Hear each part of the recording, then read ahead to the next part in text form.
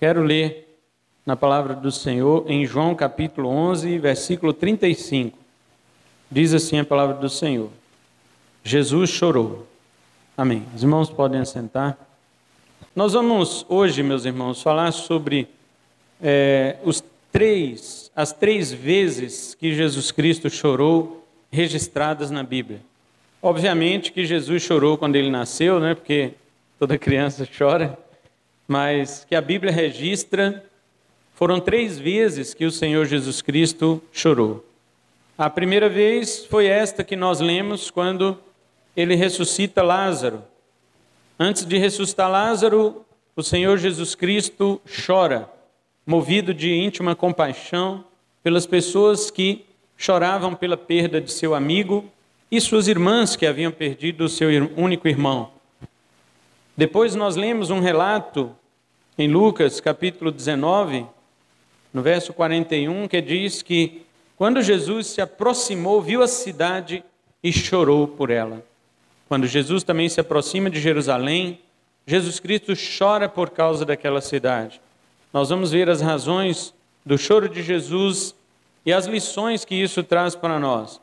E a outra nós podemos ver também, mesmo em Lucas, capítulo 22, versículo 44, quando Jesus está no jardim do Getsêmani e, cheio de angústia, orava mais intensamente, e o seu suor tornou-se como gotas de sangue que caíam no chão. Aqui não fala que Jesus ele chorou, mas nós lemos posteriormente na carta aos Hebreus que Jesus Cristo, neste momento, ele chorou. Depois nós vamos ver este versículo para que nós possamos meditar sobre os 3 momentos registrados na Bíblia que Jesus Cristo chorou. Glória a Deus. Primeiramente, nós vamos falar do choro de Jesus Cristo com relação a Lázaro. Quando Lázaro morreu, os irmãos sabem que Jesus Cristo esperou de propósito que Lázaro morresse, porque Jesus sabia que a glória do Pai ela seria revelada de uma maneira muito mais profunda, muito mais tremenda, se ele ressuscitasse a Lázaro do que se ele curasse a Lázaro.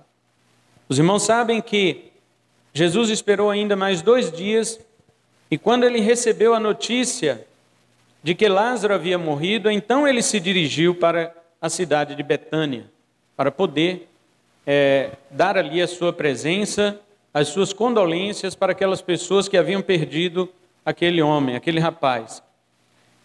Como nós sabemos, Jesus Cristo ele foi severamente repreendido, ele foi severamente censurado por Marta, a sua irmã.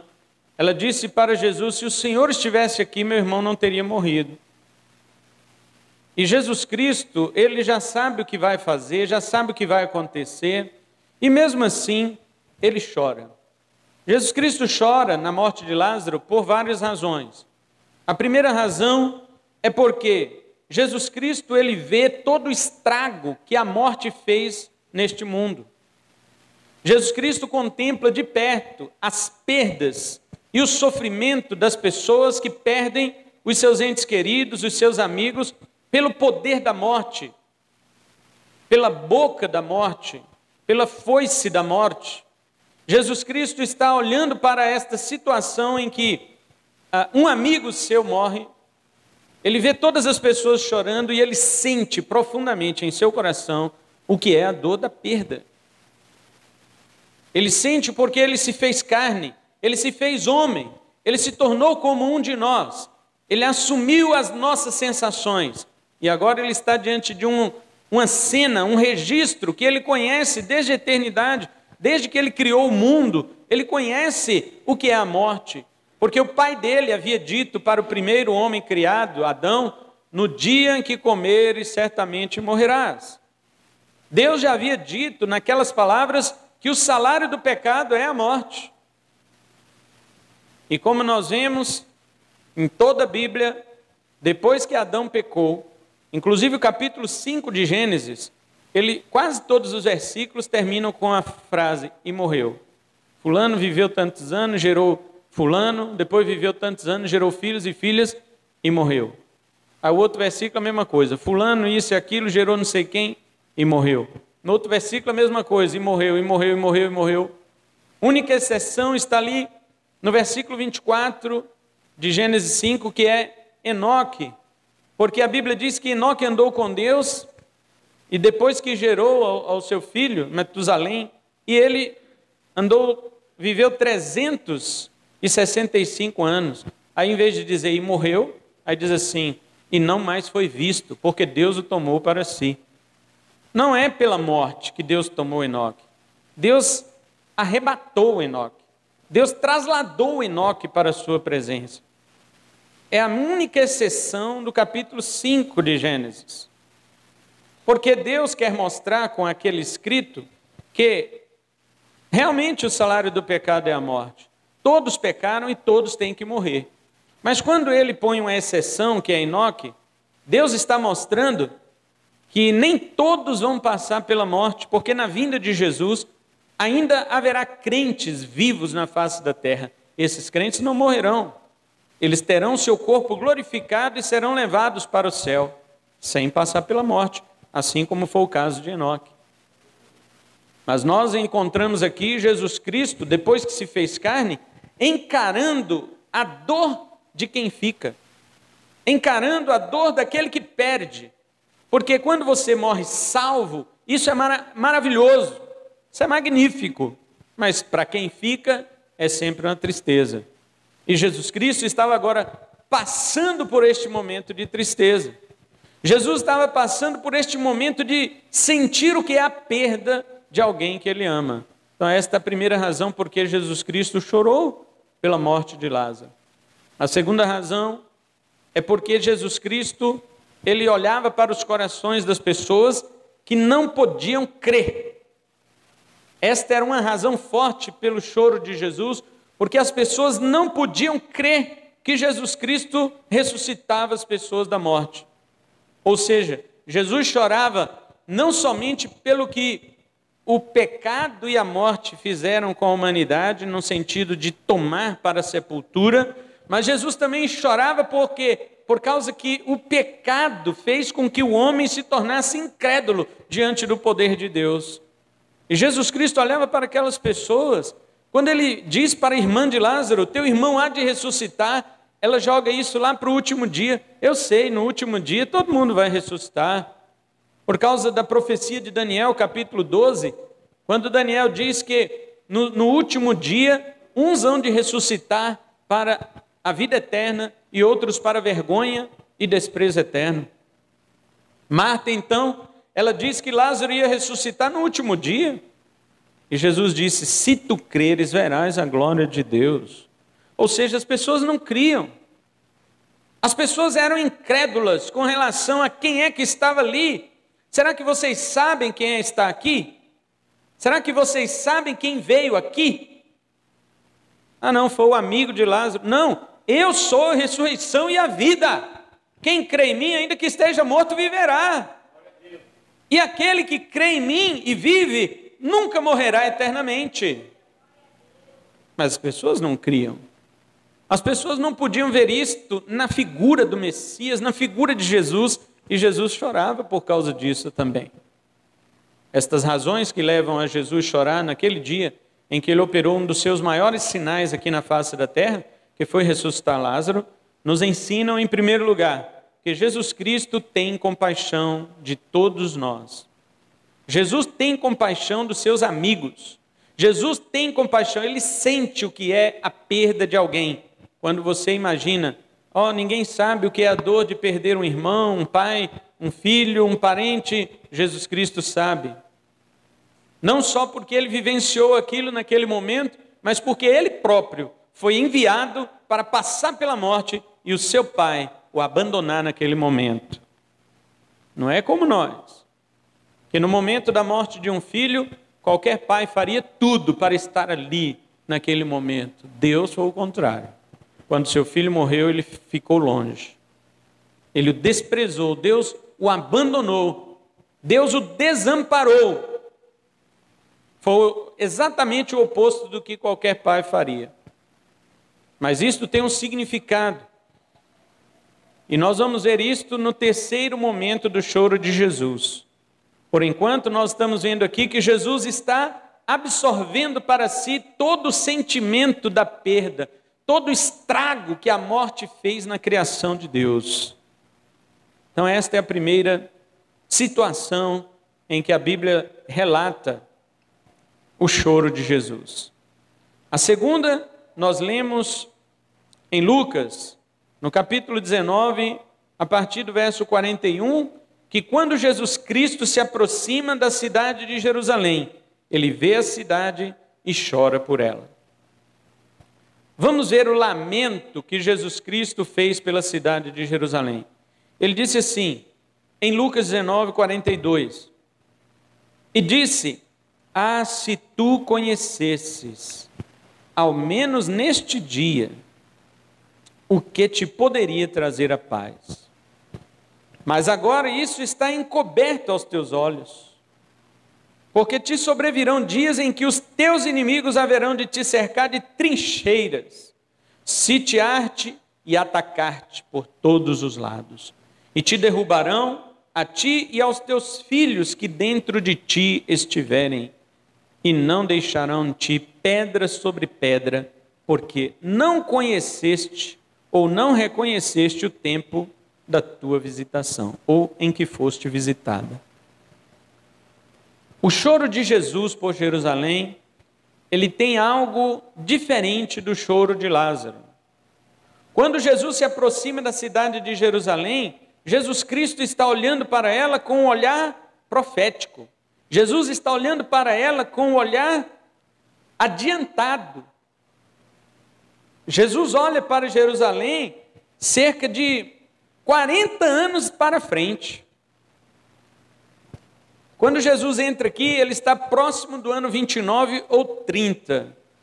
Mas quando ele fala essas palavras, ele está prevendo o que aconteceria no ano 70. 40 anos depois destas palavras, Jerusalém foi cercada pelo imperador Vespasiano e o seu filho, general do exército, Tito, que cercou a cidade de Jerusalém, armou trincheiras em volta dela, ou seja, eles foram colocando barricadas, colocando terra em volta da cidade para que ninguém pudesse entrar e nem sair. Isso era o chamado sítio. O sítio significa invasão. Mas não invadir, senão que cercar. Sítio significa cercar. Então, aquele exército romano, no ano 70, invadiu a cidade de Jerusalém, cercando por todos os lados, como Jesus havia dito. E o que aconteceu ali foi uma das maiores tragédias que os judeus já experimentaram dentro da sua cidade. Milhares e milhares e milhares de judeus foram mortos dentro da sua cidade, acreditando que Deus ia livrá-los, porque Jerusalém, afinal de contas, era a capital, era a cidade do Deus eterno, era onde estava o templo, onde estava ali as grandezas de Deus sempre reveladas, a história do único Deus verdadeiro. No entanto, eles caíram debaixo da espada romana. Agora, o incrível é que nenhum cristão morreu nesse dia aqui, no ano 70. Porque se você lê em Mateus 24, os discípulos perguntam para Jesus: Senhor, que sinal haverá da tua vinda e do fim do mundo? E Jesus diz para eles que não ficaria ali pedra sobre pedra que não fosse derrubado, que eles deviam se atentar para as coisas que haviam de acontecer, falsos cristos, falsos profetas. Quando eles ouvissem falar em rumores de guerra, eles deveriam pegar as suas coisas e fugir daquele lugar. Não voltar em casa para pegar nada, apenas fugir. E quando eles ouviram, os discípulos de Jesus, os rumores de guerra, eles fugiram, todos eles obedeceram à voz do nosso Senhor. Fugiram para outras cidades, para outros lugares. Mas os judeus, eles ficaram em Jerusalém. E além disso, eles vieram de outras cidades para ficar ainda em Jerusalém. Eles aumentaram o número de pessoas dentro de Jerusalém.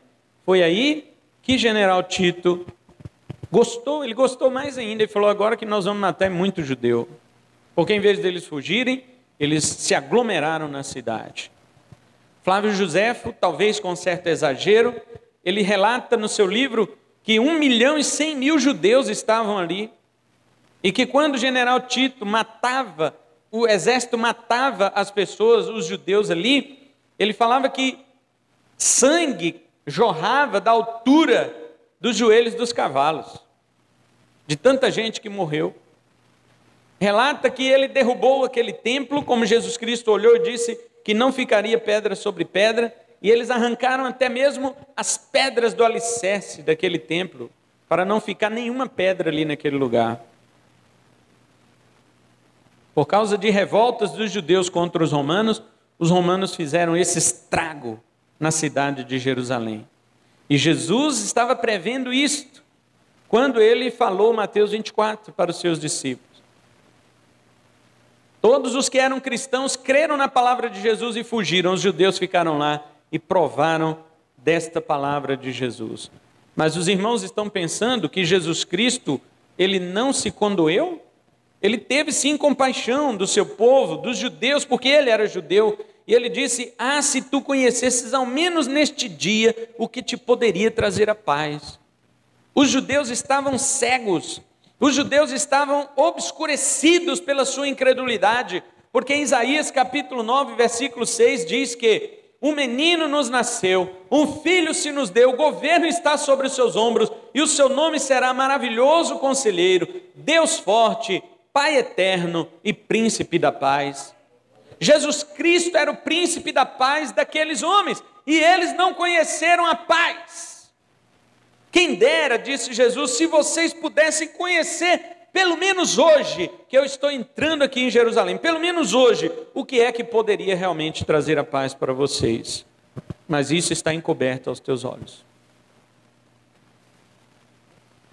Algo aqui muito sério é que Deus ordena que Satanás cegue os olhos dos incrédulos para que eles não conheçam a luz do Evangelho de Cristo.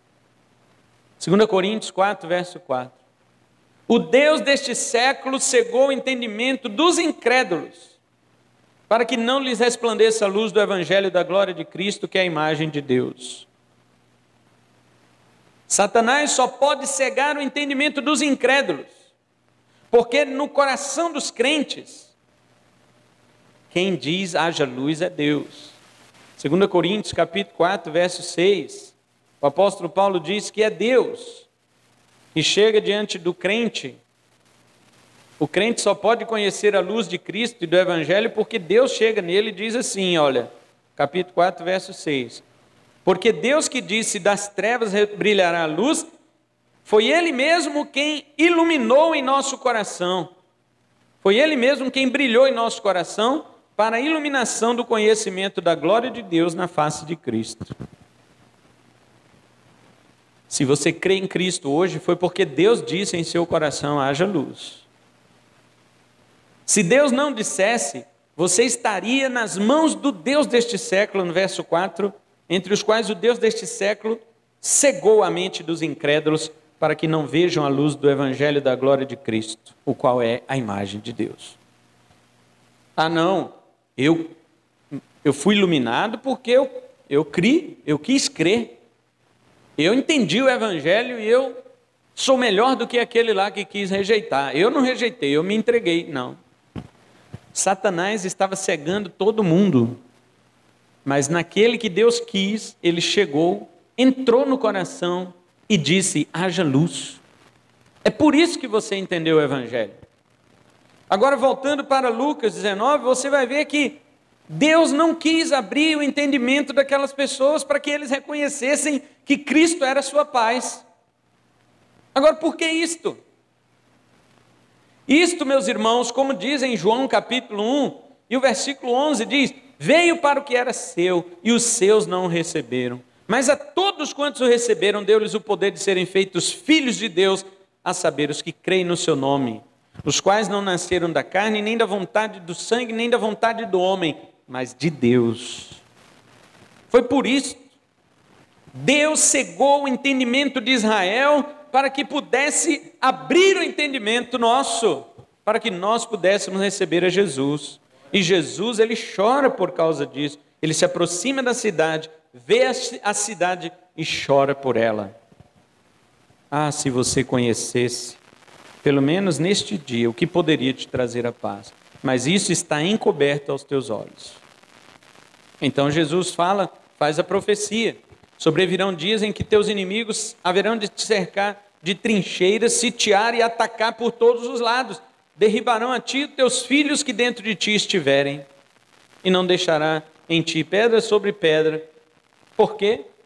Porque não reconheceste o tempo da tua visitação. Aqui está um detalhe que causa muita confusão na mente das pessoas. Se Deus não quis abrir o entendimento de Jerusalém para reconhecer Jesus como a paz, por que Jesus diz que isso aconteceu? Porque eles não reconheceram o tempo da sua visitação. Nós vimos que isto foi encoberto aos olhos deles. Agora nós estamos vendo que Jesus está dizendo que eles aqui não conheceram o tempo de sua visitação. É como se Jesus estivesse dizendo, se vocês tivessem me reconhecido nos dias em que eu passei aqui, isso não iria acontecer com vocês. E de fato não ia, irmãos. Se os judeus tivessem conhecido Cristo como a paz, como a luz, eles não teriam caído nas mãos do general romano no ano 70. Mas isto foi encoberto aos olhos deles. Você sabe o que chama isso daqui? Isso daqui se chama responsabilidade humana. Independente de Deus ter ou não fechado os olhos deles para não reconhecerem a Cristo, eles eram responsáveis por não reconhecer a visitação de Cristo sobre sua cidade. Essas duas coisas a Bíblia coloca como verdades absolutas. A Bíblia diz, Deus decreta estas coisas, e em segundo lugar ela diz, o homem é responsável por estas coisas. Vou dar um outro exemplo. Em Atos, capítulo... Tem dois textos em Atos que falam sobre isso.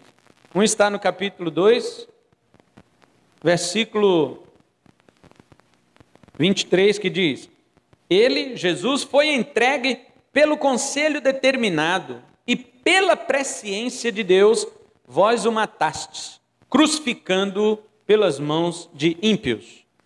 Veja, quem determinou que Jesus fosse morto? Deus. Agora, quem foi que matou? Os ímpios. Os ímpios são responsáveis, são culpados.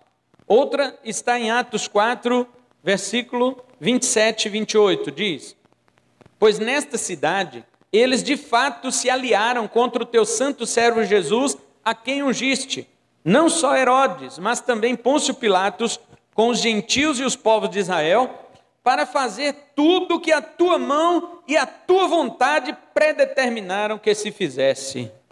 E aí? Você está vendo duas coisas aqui? Herodes e Pôncio Pilatos, gentios e judeus, matando Jesus. Mas por quê? Porque a mão de Deus havia predeterminado isso antes. Agora minha pergunta, Deus desculpa estas pessoas de terem matado seu filho? Deus desculpa? Não. Essas pessoas são culpadas, são responsáveis, ainda que Deus tenha determinado que Jesus Cristo morresse. As pessoas são responsáveis. E você pode dizer para mim, mas pastor, isso é injusto. Isso é injusto. Como Deus pode determinar uma coisa e ainda responsabilizar uma pessoa por ter feito aquela coisa que foi Ele que determinou? Isso é injusto. E eu digo para você, vamos pensar em duas coisas. Primeiro, qual é a lei que está na Bíblia? Qual é a lei que está na Bíblia que proíbe Deus de determinar alguma coisa? Qual é? Existe alguma lei que proíbe Deus de determinar? Não existe. Mas vamos supor que existisse. Se existisse uma lei que proíbe Deus determinar alguma coisa, quem é que fez esta lei? Teria que ser o próprio Deus. Deus teria que fazer uma lei que proibisse ele determinar. Então, quando ele determinasse, ele estaria errado porque estaria quebrando sua própria lei. Mas não existe nenhuma lei. Em segundo lugar, se existisse uma lei que não foi Deus que determinou, que proibindo ele de determinar alguma coisa, quem foi então que estabeleceu essa lei? Alguém que é maior do que Deus. Então Deus não seria Deus. Então nós já destruímos com este argumento de que Deus não pode fazer isso. Como é que não pode? Tem alguma lei que proíba Deus de determinar alguma coisa? Não existe. E se existisse, quem foi que fez essa lei? Foi o próprio Deus para que ele ferisse? Ou foi outra pessoa maior que Deus? Então ele não é Deus. Então acabou o argumento. Não existe nenhuma lei estabelecida a qual Deus deva obedecer para que ele não determine as coisas. Então ele não está errado em determinar. Segunda coisa que eu quero dizer. Quando Deus estabelece que as pessoas são responsáveis pelos seus atos, quem é que pode fugir disto? Se foi Deus que estabeleceu. Alguém pode argumentar com Deus e dizer assim: Senhor, eu não posso ser responsável por uma coisa que eu não consigo fazer. Porque esse é o nosso argumento. O nosso argumento é sempre este. Um filho, quando não quer, às vezes, obedecer o pai, ele quer dizer o seguinte: eu não consigo fazer isso que o Senhor está mandando. Eu não consigo. E então ele foge da responsabilidade com essa frase: eu não consigo. Mas a pergunta permanece: por que nós ainda punimos os nossos filhos quando eles fazem alguma coisa que nós proibimos? Por que nós o punimos, sendo que nós já sabíamos que eles não iam obedecer? Porque não é a capacidade dos filhos que tornam eles responsáveis diante dos pais, não. O que torna um filho responsável diante do pai é a ordem que o pai lhe deu, é a autoridade do pai sobre ele. Isto torna um filho responsável diante do pai. O simples fato de você ser pai e ter dado uma ordem, acabou. Já responsabilizou o seu filho, independente se ele pode ou não obedecer. Assim também acontece com Deus em relação a nós. Deus estabeleceu que aqueles homens matariam Cristo, e Deus também estabeleceu que estes homens seriam culpados. Ninguém pode fugir disso, porque quem estabeleceu foi a autoridade máxima, foi Deus. Em terceiro lugar, vamos pensar em uma outra situação. Um autor que escreve um livro, ele escreve um livro total, já de capa inicial e capa final. Dentro do livro, o autor já sabe de tudo que ele escreveu, porque foi ele que escreveu. Ainda que ele não tenha publicado e nem vendido, o dia que ele vender é que as pessoas vão saber o que tem no livro. Até que ele venda o livro, até que ele exponha o seu livro, somente ele sabe o que está ali dentro. Mas foi ele que escreveu. Agora eu pergunto, existe uma lei que proíbe a pessoa de escrever um enredo? De escrever uma história, uma lenda? Existe alguma coisa que proíba? Não existe. Tanto que, como exemplo, eu quero citar Olavo de Carvalho, que é um dos maiores filósofos do Brasil, respeitadíssimo homem, inteligentíssimo. Olavo de Carvalho, ele não aceitou ser o ministro da Cultura ou o ministro da Educação de Jair Bolsonaro, porque ele explicou. Ele falou: como ministro, eu vou ter limites. Eles vão limitar o que eu posso fazer ou não. E como escritor, eu escrevo o que eu quiser. Não tem nada que me proíba eu de escrever o que eu quiser. Ele tem mais liberdade como escritor do que como ministro. Assim, se refere muito mais ainda a Deus. Porque quando Deus escreveu no livro a história da humanidade, que começou lá com a criação e vai terminar lá no último dia da vinda do nosso Senhor Jesus, Deus escreveu tudo, irmãos. Todas as coisas foi Deus que escreveu. Foi Deus que escreveu que o homem ia pecar, tá certo? Foi Deus que escreveu que o diabo ia cair, tá certo?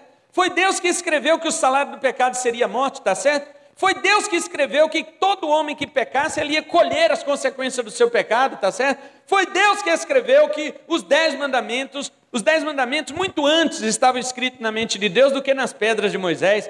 Os 10 mandamentos, quando eles são desobedecidos, eles têm as suas consequências. Foi Deus que escreveu estas consequências. E outra, foi Deus que escreveu que os homens são responsáveis por aquilo que eles fazem. Quem é que impede Deus de fazer o livro de sua história? Se nem a lei humana impede um escritor de fazer um livro dele aqui, com histórias fictícias. Imagina o Deus Supremo com a história real. Quem é que vai proibir? Tudo estava escrito por Deus, até inclusive a responsabilidade humana. Então, no livro de Deus já estava escrito que Jerusalém ia rejeitar o seu filho, porque Deus que fechou os seus olhos. Mas ao mesmo tempo, no livro de Deus já estava escrito que eles seriam responsáveis porque não conheceram a visitação do Senhor. Você sabe o que é isso, irmãos? Ao invés de você talvez estar pensando agora, nossa, mas isso é muito estranho, injusto. Você sabe por que Deus faz isso? Para esmagar a mente humana, para esmagar a soberba humana. Paulo diz lá em Romanos, quem és tu, ó homem, para discutires com Deus? Talvez você possa me questionar dizendo, mas você está ensinando ou pregando errado. Porém, essas duas verdades que eu falei aqui, elas são bíblicas. Primeira, Deus faz o que Ele quer. Salmo 115, verso 3. Nosso Deus está no céu, faz tudo o que lhe agrada. Ninguém manda Deus fazer ou desfazer, Ele que faz. Segunda coisa, o homem é responsável por aquilo que ele faz. Deus que estabeleceu isso. Gálatas 6, 7. De Deus ninguém zomba. Tudo que o homem semear, isso ele também ceifará. Essas duas verdades estão na Bíblia. Uma não exclui a outra. Deus é soberano e nós somos responsáveis. Foi isso que aconteceu com Jerusalém. Deus fechou os olhos, ou se foi o diabo, aqui o texto não diz, mas lá em Coríntios fala que o Deus deste século, né? Se foi o diabo, foi Deus que ordenou que o diabo fechasse os olhos dos judeus para não reconhecerem Jesus. Aí você diz, mas por que isto? Para, como eu disse em João capítulo 1, eles rejeitando Jesus, as demais nações pudessem conhecê-lo. Porque o evangelho então foi pregado aos gentios. E é por isso que nós conhecemos a Cristo, porque os judeus rejeitaram. Paulo fala isso em Romanos 11. Uma outra ocasião eu vou pregar em Romanos 11 para mostrar para vocês. Deus diz o seguinte, em Romanos 11, por causa da incredulidade deles, vocês receberam a oportunidade. Hoje vocês estão eleitos, vocês estão aqui hoje enxertados na oliveira, porque aqueles lá, que são os judeus, desobedeceram. Paulo chega a dizer, a desobediência dos judeus foi bênção para vocês. Veja que Deus ele trabalha por meios que a mente humana não consegue capturar. Deus utilizou a incredulidade de um povo para o qual ele enviou seu filho, para poder abençoar um povo a quem ele não havia enviado seu filho. Isso esmaga a mente humana. Isso destrói a nossa condição de raciocinar os planos de Deus. Ou seja, ninguém deve se gloriar diante de Deus. Somente a Ele a glória. E em último lugar, o choro de Jesus Cristo no jardim do Getsemane. Há um texto aqui na palavra de Deus, na carta aos Hebreus.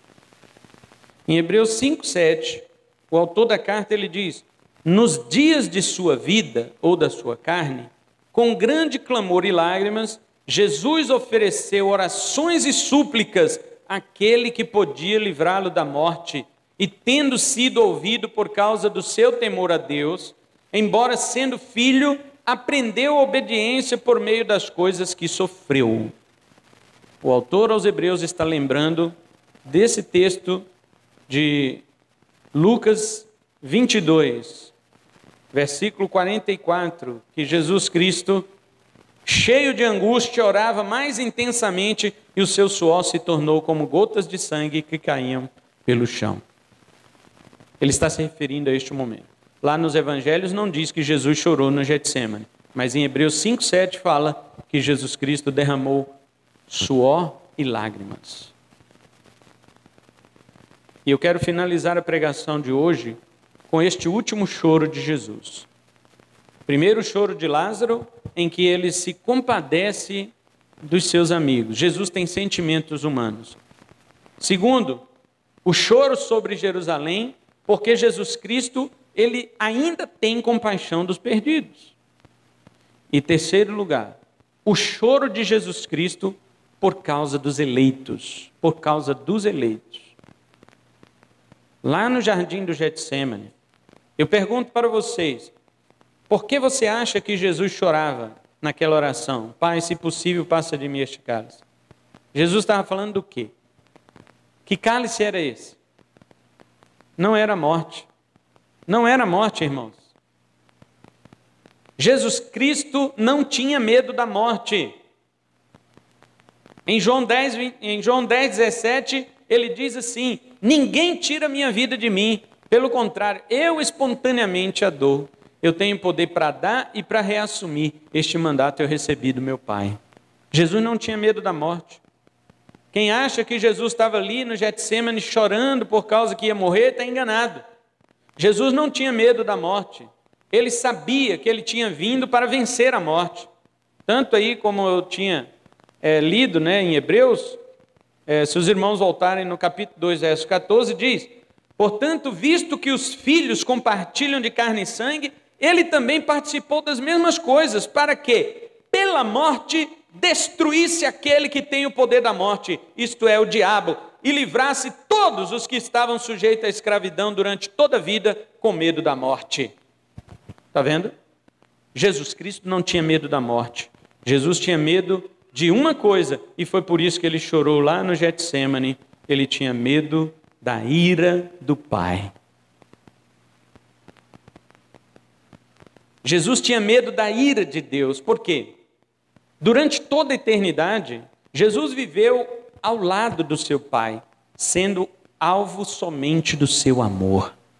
O Pai amava o Filho desde toda a eternidade. O Filho amava o Pai, eles se glorificavam, eles se amavam, eles sempre tiveram um relacionamento de amor, Pai e Filho, desde a eternidade, desde sempre. E quando Jesus esteve na terra, várias vezes Jesus dizia: o Pai ama o Filho, o Pai ama o Filho, o Pai ama o Filho. Entregou todas as coisas em suas mãos. Mas ali no jardim, Jesus Cristo sentiu que chegava a hora do Pai abandoná-lo.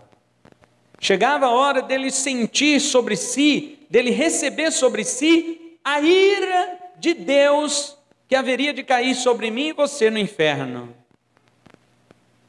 Você sabe por que você não vai para o inferno? Porque a ira que Deus ia derramar sobre você no inferno eternamente, Ele derramou sobre Jesus naquelas horas da cruz. É por isso que você não vai.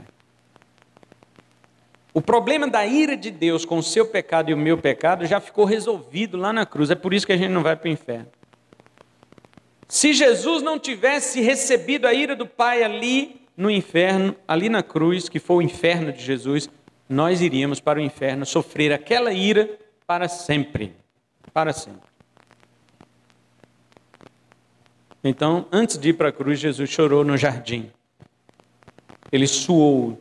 A medicina fala que esse fenômeno chama hematidrose. É quando rompem-se os seus filetes, as suas glândulas se rompem de suor e vai saindo filetes de sangue junto com o seu suor. Isso é quando você está submetido a um estado excessivo de estresse. E Jesus Cristo ficou submetido a esse estado porque ele sentiu antecipadamente o que seria a dor da ira do Pai, que ele sentiria na cruz, não só a dor física dos cravos, dos espinhos, das chicotadas, mas a dor insuportável do inferno que eu e você iríamos sentir. Ele já estava levando ali para a cruz e começou a sentir agonia no jardim. Por isso ele chorou e chegou a suar sangue. Ele chegou a suar sangue. Então, meus irmãos, Eu quero dizer para você que essas 3 vezes que Jesus chorou nos revelam sua humanidade, sua compaixão pelos perdidos, mas o seu grande amor pelos eleitos. Porque foi por causa dos salvos que ele suportou a ira do Pai na cruz. Nenhum dos 2 choros anteriores foi pior do que o do jardim. O de Lázaro foi um choro de amizade, mas ele sabia que ia ressuscitar Lázaro, que a alegria ia estar de volta naquela casa. O de Jerusalém foi um choro pelos perdidos, realmente não tinham o que fazer, porque eles não conheceram o dia da sua visitação. Roma entrou lá e destruiu a cidade. Mas o choro de Jesus no jardim foi um choro de substituir o teu inferno, o meu inferno. Foi um choro por substituir a minha e a sua condenação, para que nós estivéssemos com Ele no céu por toda a eternidade. Se eu fosse você, daria valor a essas lágrimas de Cristo, principalmente as lágrimas do jardim. Jesus chorou ali porque ele sabia o que era, o que ia vir sobre ele. E você não sabe o que é o inferno. Cristo chorou ali para que você tivesse suas lágrimas enxugadas. Cristo chorou ali no jardim para que você não conhecesse nem sequer uma fumaça que sai de dentro do calabouço do inferno. Porque foi para lá que ele foi, figuradamente, no seu lugar. Sofreu a ira do Pai na cruz. Imagina você o que é receber a sentença de uma pessoa que ia para o inferno. Receber ali na cruz. Mas veja que não foi só uma pessoa, foram todos os eleitos, todos os salvos, todos, são milhares de salvos. A Bíblia diz que são milhares de milhares, são milhões de salvos.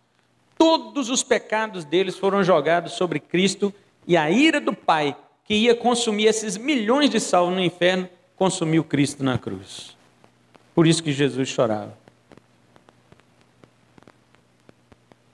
Filho de Deus, viveu a eternidade inteira só debaixo do amor de Deus, para um dado momento, aos seus 33 anos de idade, suportar algo que ele não conhecia, a ira do seu Pai.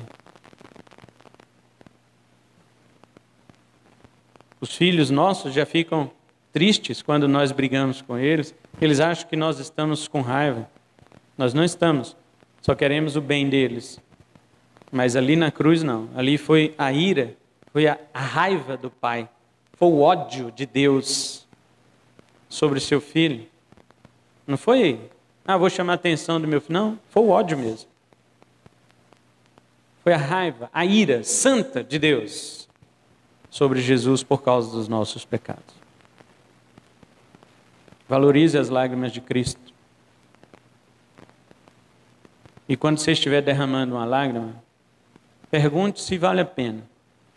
Pergunte se tem algum valor, se é lágrima por compaixão de uma pessoa, se for lágrima por dor de alguma coisa, saiba que Jesus já passou por esta dor.